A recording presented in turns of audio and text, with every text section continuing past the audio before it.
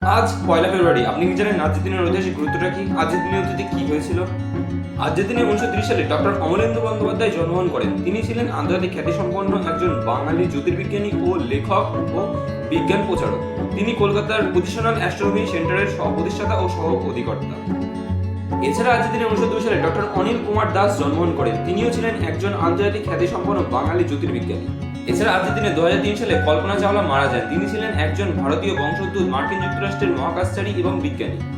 তিনি ছিলেন প্রথম ভারতীয় মহিলা যিনি আমেরিকার মহাকাশ গবেষণা সংস্থা নাসাতে 1988 সালে কাজ করার সুযোগ পান। তিনি 1997 সালের 19 নভেম্বর প্রথম মহাকাশ যাত্রা করেন, কিন্তু 2003 সালে ফেরার সময় তার কলম্বিয়া মহাকাশযানটি বায়ুমণ্ডলের এক সংঘর্ষে তিনি মারা যান এবং তার সাথে 7 জন মহাকাশচারীও মারা যান। আজকের দিনে 1926 সালে হেনরি লায়লের সভাপতিত্বে কলকাতায় প্রথম ফোর্ট উইলিয়ামের মেয়র্স কোর্ট স্থাপিত হয়। এছাড়া আজকের দিনে 1827 সালে কলকাতায় প্রথম বেঙ্গল ক্লাব প্রতিষ্ঠিত হয়। এছাড়া আজকের দিনে 1855 সালে পশ্চিমবঙ্গের কলকাতা থেকে উত্তরপ্রদেশের আগ্রা পর্যন্ত টেলিগ্রাফ ব্যবস্থার সূচনা হয়।